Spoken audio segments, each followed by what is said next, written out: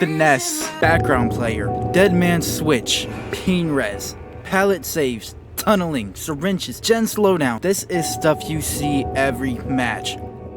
But you know what I don't see every match?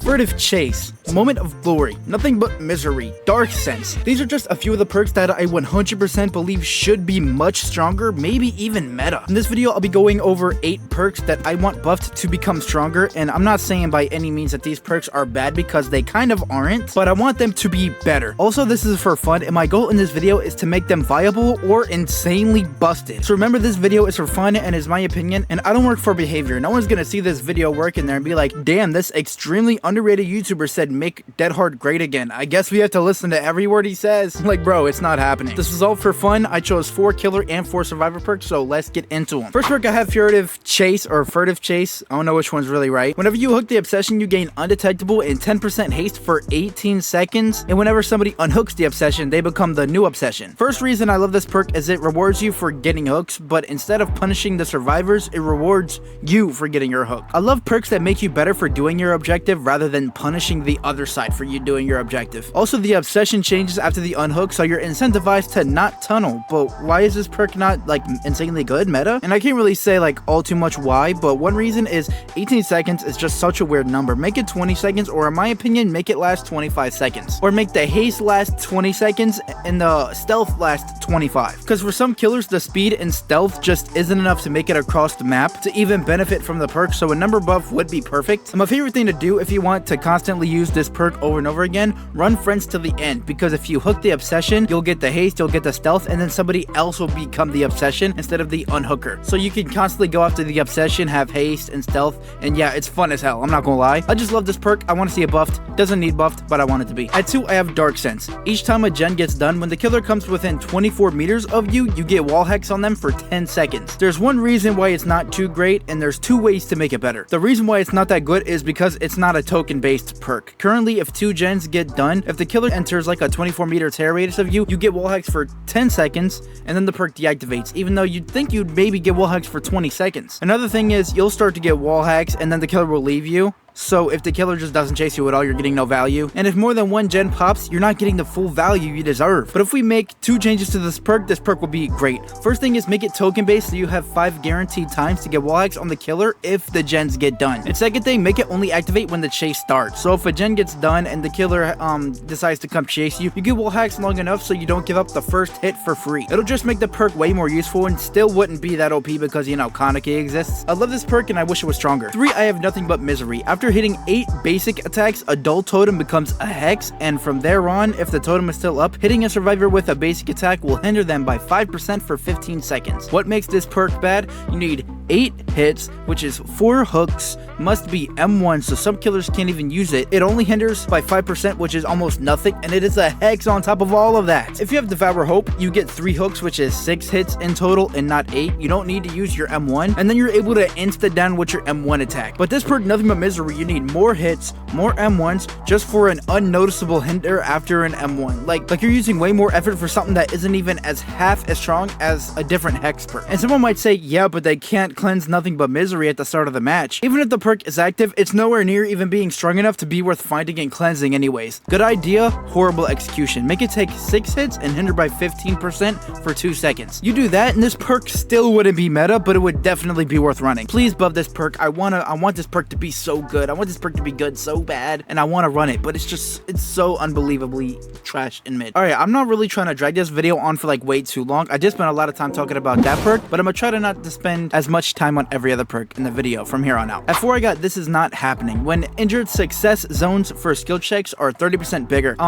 Not big enough. Make them like 60-70% bigger, I'm not gonna lie. I want this perk to be, if I'm injured on a gen, every skill check is guaranteed to be a great skill check. And I know Deadline increases the amount of skill checks when injured, but this perk needs to do the same. Even with Deadline, I feel like I'm barely getting skill checks. So make it so if you're injured and you have these 2 perks on and you're healing or doing gens, you're just getting constant skill checks and the great zones are bigger. And it'll just reward you for being injured, for being one shot to every killer. If I'm injured on a gen with this perk, I want to hit nothing nothing but grades. I know, like, you could just say skill issue, but this perk is not even, like, this perk is so unbelievably ass to bring by itself, so there's literally no real reason to bring it. So buffing this perk would actually make it more reasonable to bring. And not only that, to every, like, killer main that's gonna complain about some of these perks in this video, are you really gonna complain about a survivor bringing this is not happening? Like, are we dead ass right now? I want to 99 my heal with resilience, with deadline, with this is not happening, and crank these fucking gens. At 5, I got none are free. Yet another perk from Kaneki. I've seen enough. Can we please buff Kaneki? Hook every survivor once and you get 4 tokens. After all gens are done, upright pallets and windows are blocked for 64 seconds. What makes this perk bad is, unlike No Way Out, which isn't activated until someone touches a gate, as soon as the last gen is done, boom, you have 1 minute to make a game-winning play, which is way easier said than done. Like, way easier. Also, it blocks upright pallets.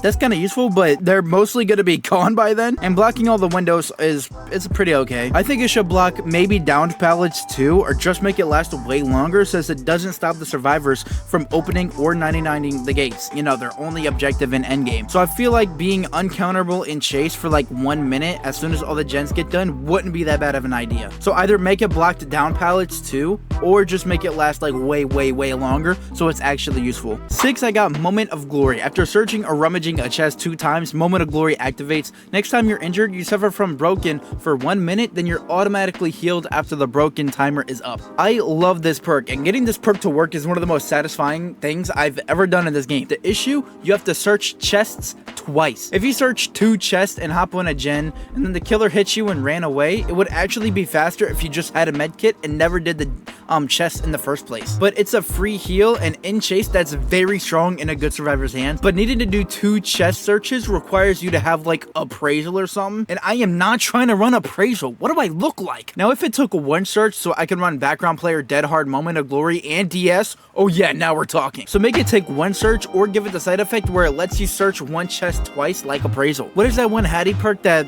gives the killer blindness? Like you're able to search a chest again for that perk too. You should be able to do it for this perk. Then this perk would be meta.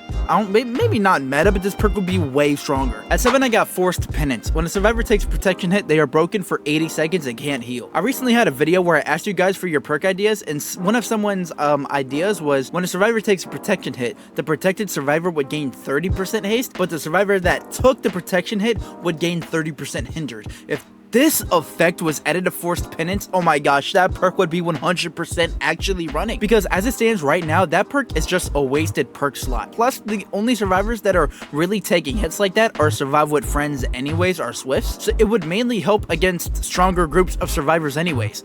Making this perk so if someone plays very altruistically and tries to body block, this perk guarantees that the protected survivor gets away or across the map at least, but the person doing the protecting is doomed. I would love the perk to work like this. I would run it almost all the time. Can we please buff Forced Penance? Please just give it the side effect and the perk is perfect. And last but not least, at 8, I have Repressed Alliance. After repairing gens for a total of 45 seconds, this perk activates. Then you can call on the entity to block the gen for 30 seconds, stopping it from being repaired. But more importantly, it stops the gen from also regressing. And there's one change I would give to this perk: reduce the time the gen is blocked to 5 to 10 seconds. How would that be a buff, new players might ask? It's because it would make this perk less situational than it is right now. Right now, if you block the gen, then that's 30 seconds where you're doing fucking nothing. If you leave to do another gen for 30 seconds, yeah, you're still doing gens, but what about the gen that's blocked? The killer isn't just gonna forget your 80% done gen just because it's blocked. No, the second it's unblocked, they're gonna go regress it, but the second chance they get, they're gonna go regress it. Either kicking it with pop, getting a pain res, you know, stuff like that. They're not gonna just leave it. But if it was 5 to 10 seconds, that's a whole new level of counterplay in the game. If a survivor is about to get hooked and your gen is at 95, repress it so you don't get hit with pain res. And then you could complete it before the killer gets to you. A teammate's about to go down, repress it so jolt and eruption doesn't regress it. Get it done before the killer gets to you. As of right now, the only things that this perk counters currently in Dead by Daylight is non-mobility killers using Pop Goes the Weasel. Like, that's the only thing this perk is countering right now. And literally just by making the time it's blocked shorter adds a whole new level of counterplay to those blights who BM you with 4 gen regression perks. Yes, that happened to me. What about it? I know the 30 seconds is what's supposed to make it balanced, because if the killer can't regress it, you shouldn't be able to block it. But right now, there is no counter to a 4 gen regression blight versus solo queue unless you have a cracked ace teammate looping him for 4 gens. Like, Like, they're already uncounterable in solo queue, bro. And this perk would just put you more in control against those types of 4 Gen Regression, Kaneki, Nurses, Blights, and Twin players. Like, you know? Would it be almost uncounterable in Swift?